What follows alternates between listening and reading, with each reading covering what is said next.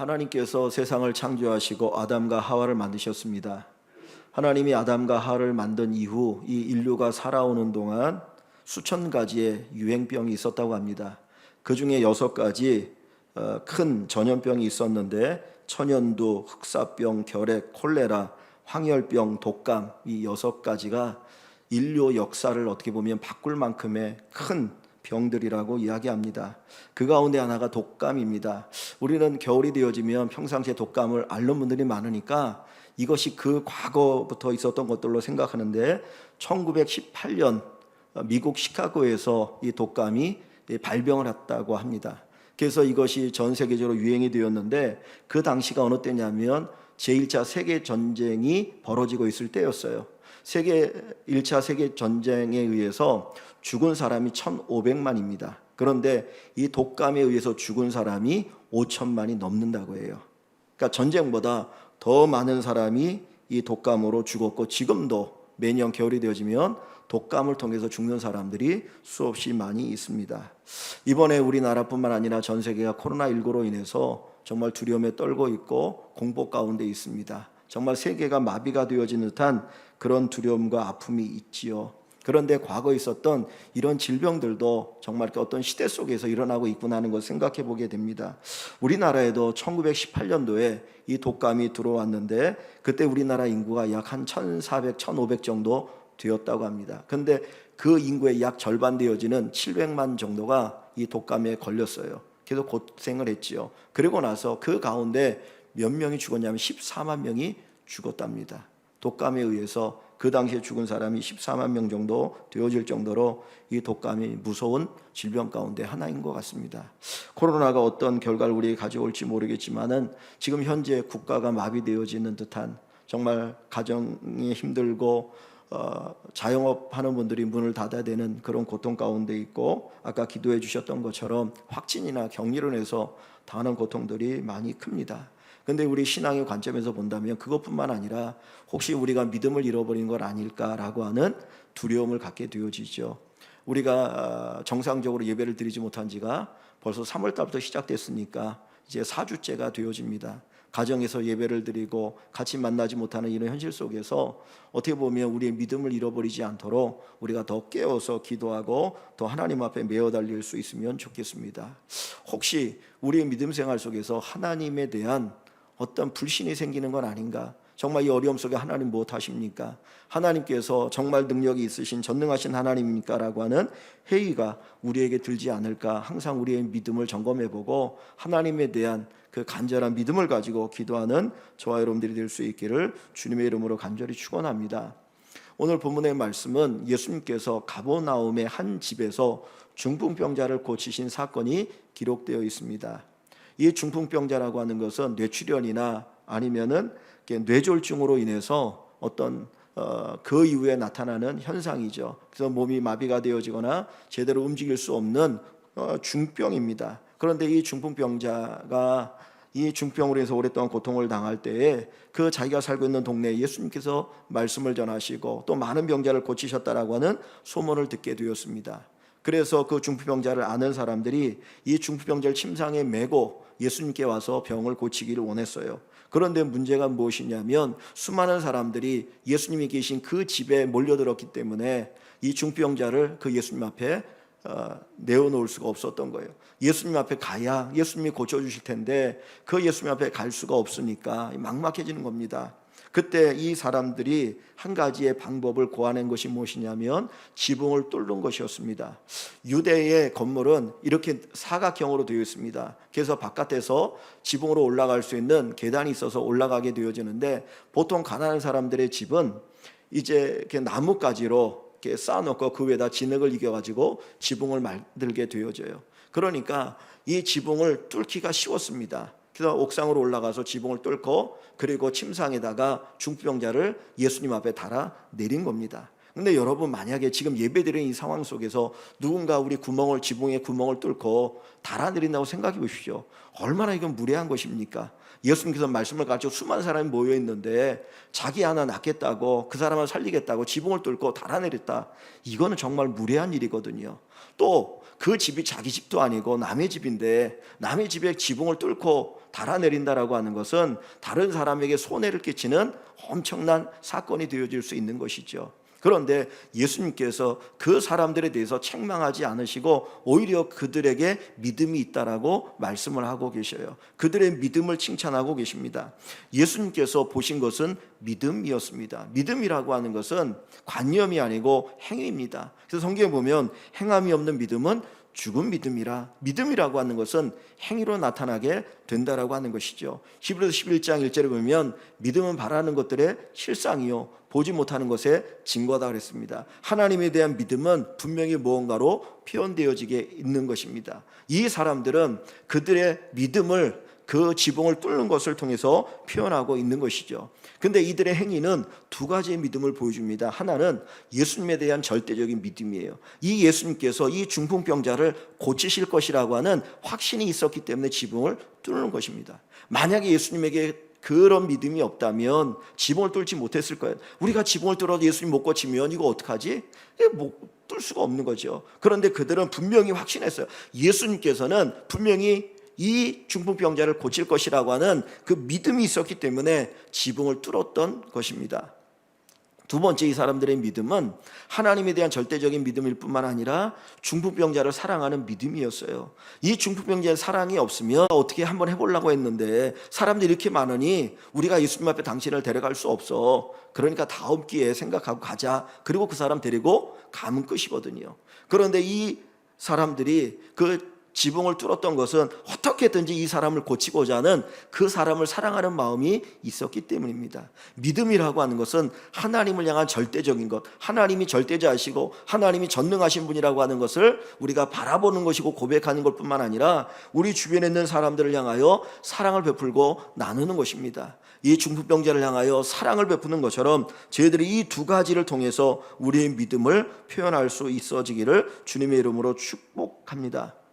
오늘 우리가 이 현 시점에서 우리의 믿음을 점검해 보면 좋겠습니다. 정말 우리 안에 이 중풍병자를 데리고 온 사람같이 하나님에 대한 절대적인 믿음이 있는가? 정말 하나님께서 치료하신 하나님, 전능하신 하나님이라고 하는 것을 우리가 믿고 있는가 하는 것입니다. 사실 이번에 이 코로나19가 전 세계를 휩쓸고 우리나라를 휩쓸고 정말 이것이 한 달, 두 달 흘러가면서 많은 사람들의 의식 속에는 하나님에 대한 생각보다는 의료인을 찾게 되어지죠. 약을 찾게 되어지죠. 약이 있어야 치료되어지는 것이고 의사가 있어야지 치료되는 것이지 뭐 하나님 앞에 기도한다고 치료되겠느냐, 그런 생각을 혹시 우리가 가지고 있지는 않은가. 혹 일반적으로 예수 믿지 않는 사람은 그런 생각을 가지고 있을지 모르지만 저와 여러분들은 하나님이 치료해 주셔야만 치료가 될 수 있다라고 하는 이 믿음을 가지고 하나님을 바라보고 하나님 앞에 기도할 수 있길 원합니다. 우리가 믿는 하나님은 단순히 우리를 위로하시고 뭐 격려하는 것으로 끝나는 하나님이 아니셔요. 하나님 분명히 살아계시기 때문에 치료하시고 역사하시고 놀라운 일을 행하시는 하나님이십니다. 이 믿음을 가지고 우리들이 하나님을 바라보고 하나님을 소망하기를 소원합니다. 예수님은 치료하신 하나님. 그래서 출애굽기 14장에 보면 나는 치료하는 여호와라, 나는 치료하는 여호와라고 말씀하셔요. 분명히 하나님이 치료하시는 여호와 하나님이십니다. 2000년 전에도 하나님의 이 치유의 역사가 있었던 것처럼 지금도 하나님의 치유의 역사가 있는 것을 저와 여러분들이 꼭 믿으시기를 주님의 이름으로 축복합니다. 여기 17절 끝부분에 보면 이런 말씀이 있어요. 병을 고치는 주의 능력이 예수와 함께 하더라. 병을 고치는 주의 능력이 예수와 함께 하더라. 예수님이 병을 고치셨고 병을 고치는 능력이 나타나기 때문에 사람들이 이 중풍병자를 데리고 예수님 앞에 나온 것이죠. 오늘도 살아계신 하나님께서 치유의 역사를 일으키실 것입니다. 그런데 하나님의 치유는 두 가지가 있어요. 하나님의 치유는 두 가지가 있습니다. 여러분들이 기억하길 원하는데, 첫 번째는 직접적인 치유입니다. 소위 우리가 말하는 기적입니다. 기적적으로 치유받았다. 내가 하나님 앞에 기도했더니 하나님이 기적적으로 치유해 주셨다. 그래서 내 안에 또 어떤 병이 떠나갔다라고 하는 간증이 있죠. 하나님이 직접적으로 치유하시는 치유의 방법이 하나 있어요. 두 번째는 어떤 방법이냐면 간접적인 방법입니다. 간접적인 방법입니다. 하나의 예를 들어서 설명을 해본다면 요즘 이 의학이 많이 발달해 가지고 의사들이 로봇을 통해서 이렇게 수술을 합니다. 로봇을 수술하는데 친구 목사님도 보니까 뭐 위를 잘라내거나 뭐 할 때 로봇을 통해서 수술을 하더라고요. 그러면 로봇이 수술해서 위를 자르고 모든 걸 다 하는데 로봇이 수술한 걸까요? 아니면 의사가 수술한 걸까요? 로봇이 수술했다라고 얘기해야 됩니까? 의사가 수술했다고 얘기해야 됩니까? 제가 여기다 못을 하나 박으려고 하는데 못을 박을 때 망치를 사용해서 못을 박잖아요. 그러면 제가 못을 박은 겁니까? 망치가 못을 박은 겁니까? 좀 질문이 너무 유치한가요? 제가 못을 박은 거죠. 뭐를 가지고? 망치를 가지고. 의사가 수술한 거죠. 뭐를 가지고? 로봇을 가지고. 그 망치나 로봇은 도구일 뿐이지 그게 수술한 건 아니잖아요.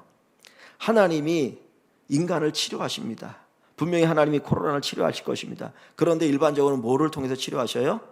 의사를 통해서, 약을 통해서 치료하실 거예요.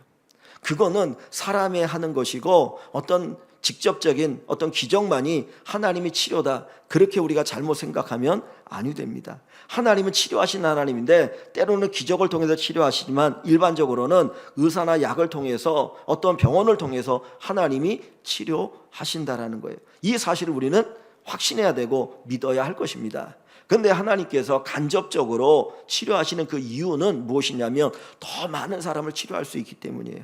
만약에 예수님께서 직접적으로 치료하신다면 예수님 앞에 나온 사람들만 치료받을 수 있을 것입니다. 그건 순간순간적이죠. 그러나 의사들에게 지혜를 주시고 지식을 주시고 의술을 주셔서 치료하실 때는 더 많은 사람들을 치료할 수 있고 전 세계를 치료할 수 있기 때문입니다. 이건 오늘만이 아니라 내일도 미래도 앞으로도 계속해서 그 치유의 역사가 일어날 수 있기 때문에 하나님이 그 방법을 통해서 역사하시는 거예요. 그러니까 사실은 기적을 통해서 하나님의 치유를 받는 것도 은혜이지만은 이 간접적인 방법을 통해서 치료를 받는 건 하나님의 더 큰 은혜인 거예요. 모든 사람을 향하여 베푸시는 하나님의 은혜인 겁니다. 그래서 우리는 분명히 기억해야 될 것은 하나님은 치료하시는 여호와시라, 치료하시는 분이시다. 이 믿음을 가지고 저와 여러분들이 기도하길 원합니다. 하나님의 치유의 은혜가 있어야 합니다. 하나님께서 도와주셔야 합니다. 이번에 코로나 바이러스뿐만 아니라 앞으로 어떤 질병이든지 하나님의 은혜, 하나님의 능력으로 사람들에게 지혜와 지식을 주시고 의술을 발전시키셔서 치유 역사가 일어날 수 있도록 기도할 수 있기를 다시 한번 주의 이름으로 축원합니다.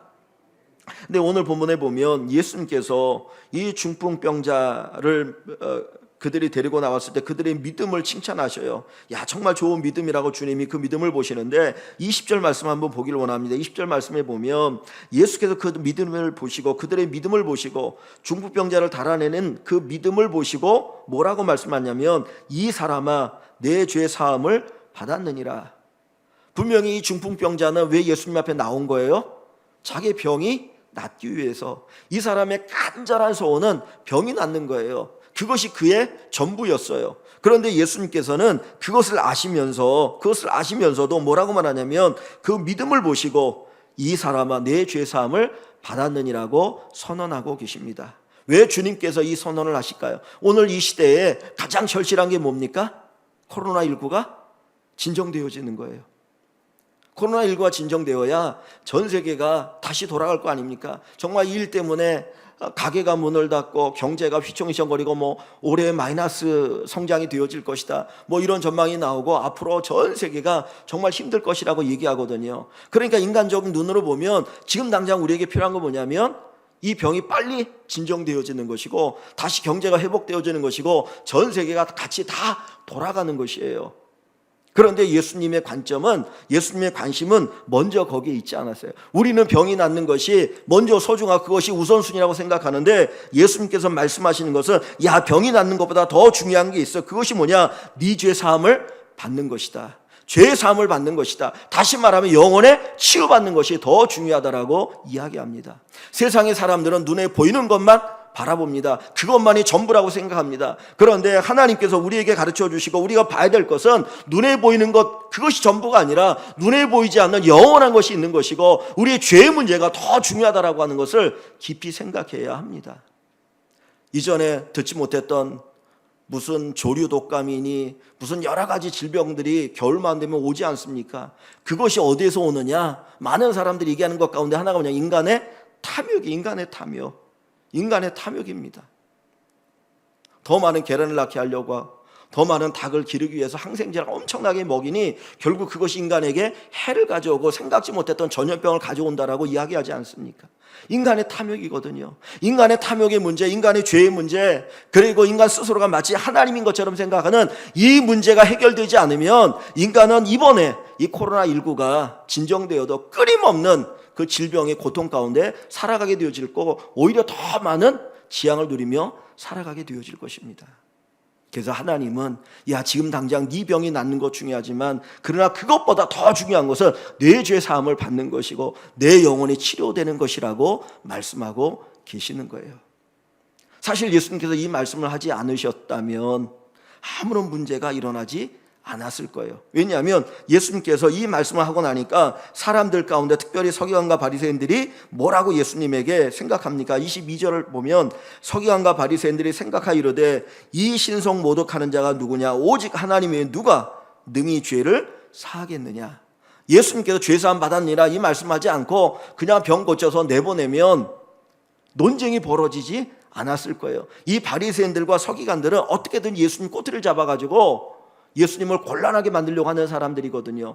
예수님도 알고 계셔요. 지금 이 자리에 예수님 말씀한 그 자리에 그 앞에 와가지고 다 이렇게 보고 있는 거거든. 감시하고 있는데 근데 알면서도 예수님은 네 죄 사함을 받았느니라고 먼저 선언하시는 거예요. 왜 그래요? 아까 말씀드렸던 것처럼 인간의 병이 낫는 것, 인간의 문제가 해결되는 것보다 더 중요한 것은 죄 사함의 문제라고 하는 것이죠. 영혼에 치유받는 것이고 마음이 회복되어지는 것, 그것이 중요하기 때문입니다. 그리고 나서 주님께서 이렇게 말씀하셔요. 22절부터 24절 말씀 한번 같이 읽어봅니다. 22절부터 24절 같이 봅니다. 예수께서 그 생각을 아시고 대답하여 이르시되 너희 마음에 무슨 생각을 하느냐? 내 죄 사함을 받았느니라 하는 말과 일어나 걸어라 하는 말이 어느 것이 쉽겠느냐? 그러나 인자가 땅에서 죄를 사하는 권세가 있는 줄로 너희로 알게 하리라 하시고 중풍병자에게 말씀하시되 내가 내게 이르노니 일어나 내 침상을 가지고 집으로 가라 하시매. 자, 이게 예수님의 말씀이에요. 한번 보세요. 자, 예수님께서 뭐라고 말하냐면 사람들이 의심을 하고 신성모독이라고 예수 비난하니까 주님께서 이렇게 말씀하시는 거예요. 야, 네가 죄 사함 받았느니라 하는 말하고 내 침상을 가지고 일어나 걸어라 하는 말 두 가운데 어느 것이 어렵겠느냐고 물었어요. 여러분, 죄 사함 받았느니라 이렇게 선포하는 게 어렵습니까? 네 침상을 가지고 걸어가라 선포하는 게 어렵겠습니까? 만약에 예수님께서 중풍병자에게 야, 너 침상을 가지고 걸어가 그랬는데 그 사람이 일어나지 않고 그대로 있으면 어떻게 되는 거예요? 예수님이 무능한 사람이잖아요. 능력이 없는 분인 거잖아요. 그러면 거기 있는 사람들 비웃음을 당하는 거 아닙니까? 우리가 생각할 때는, 사람이 생각할 때는 내 침상을 가지고 일어나라 이 말을 하려면은 기적적으로 병을 고치는 능력이 있어야 되는 거예요. 그죠? 그런데 내 죄 사함을 받았느니라 이 말은 죄 사함 받은 게 눈에 보이나요? 안 보이나요? 안 보여요. 안 보이는 거예요. 다만 신성 모독일 뿐이지 안 보인다는 거예요. 그러면 그 말 중에 어느 게 더 사람의 눈으로 볼 때는 어렵게 보이는 거예요? 내 죄 일어나 걸어가라 이 말이 더 어렵게 보이는 거죠. 그런데 하나님의 관점에서 본다면 어느 게 더 어렵습니까? 내 침상을 가지고 일어나 걸어가라. 주님이 능력 있으니까 그 말을 하시니까 이 사람이 걸어가잖아요. 그 말만 하면 되는 거예요. 왜? 하나님에게는 병을 고치는 능력이 있으니까. 근데 여러분, 죄 사함을 받았느니라 이 말을 하는 것은 쉬운가요? 어려운가요? 하나님의 관점에서 보면 이거는 더 어려운 거예요. 왜? 죄는 그냥 말로 용서되는 게 아니기 때문이에요. 예수님께서 우리의 죄를 용서하시기 위해서 어떻게 하셨어요? 십자가 달려서 죽으셔야 됐어요. 자기가 죽어야만 죄 용서함이 되는 것이지 예수님이 죽지 않고는 죄 용서함 받을 수가 없는 거예요. 그러니까 사람의 눈으로 보면 죄 용서함을 받는다는 것이 눈에 보이지 않으니까 일어나 침상 가지고 가라는 말이 어렵게 보이지만 사실은 그게 어려운 게 아니에요. 진짜 어려운 거는 내 죄 사함을 받았느니라 하는 말이 어려운 거예요. 근데 주님께서는 네가 죄 사함 받았느니라라고 하는 그 말씀을 하셔요.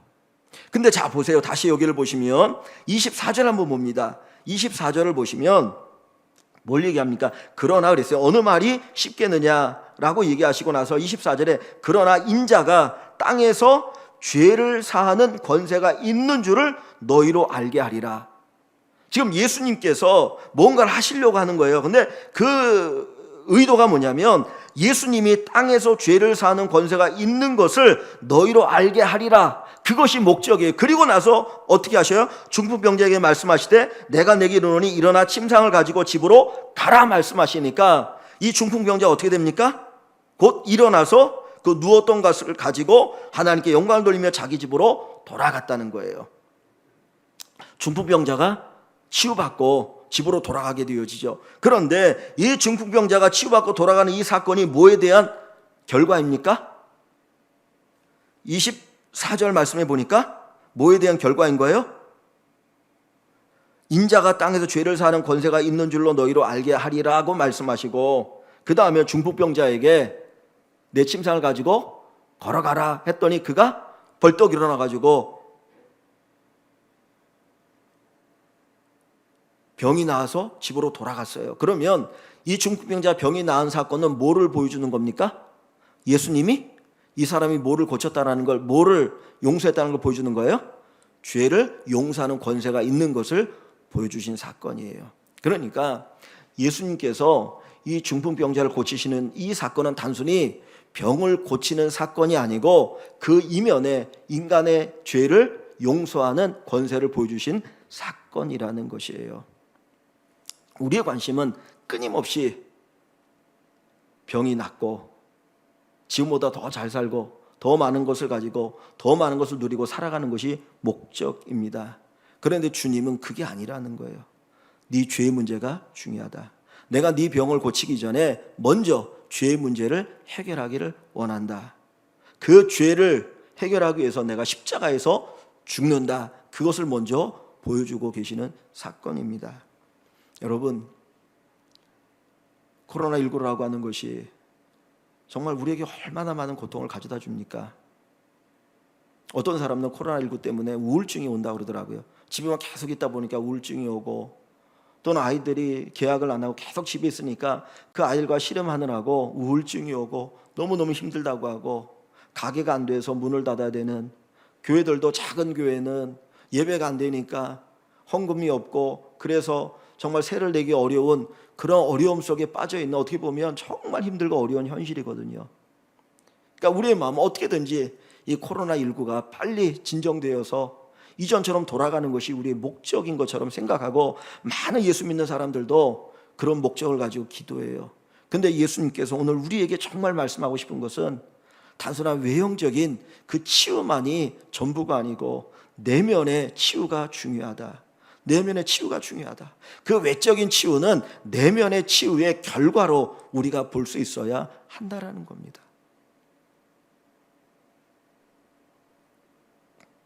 예수님께서 우리에게 가르쳐 주는 것이 무엇입니까? 오늘 우리가 이 큰 전염병을 우리가 경험하면서 우리가 다시 한번 깊이 생각이 될 것이 무엇입니까? 사실 전쟁보다 더 무서운 것이 전염병인 것 같아요.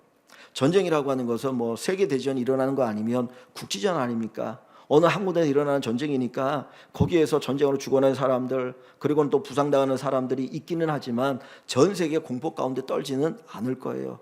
그런데 이 코로나19가 전 세계를 공포 가운데 떨게 하지 않습니까? 정말 우리가 선진국이라고 모든 면에 있어서 우리가 훨씬 뛰어나다고 생각했던 독일이든 프랑스든 이탈리아든 미국이든 이 코로나19 때문에 얼마나 그들이 막 황당해하고 두려워하고 놀라고 있습니까? 우리 눈에 보이지 않는 작은 바이러스예요. 우리 눈에 결코 보이지 않거든요. 있는지 없는지조차 모르지 않습니까?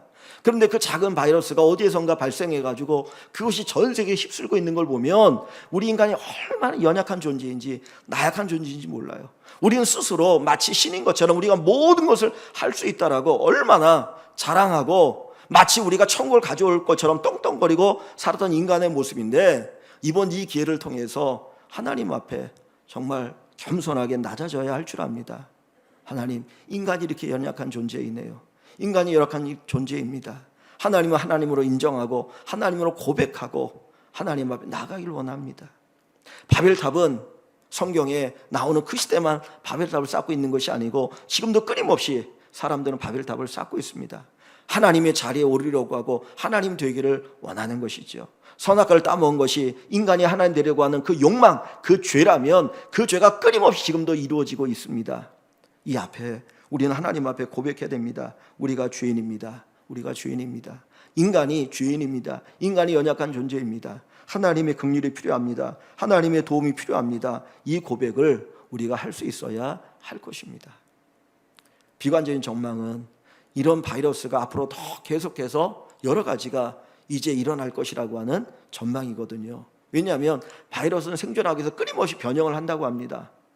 그래서 독감도 A형이 있고 B형이 있고 C형이 있고 막 그렇잖아요. 왜냐하면 계속해서 변형을 일으키거든요.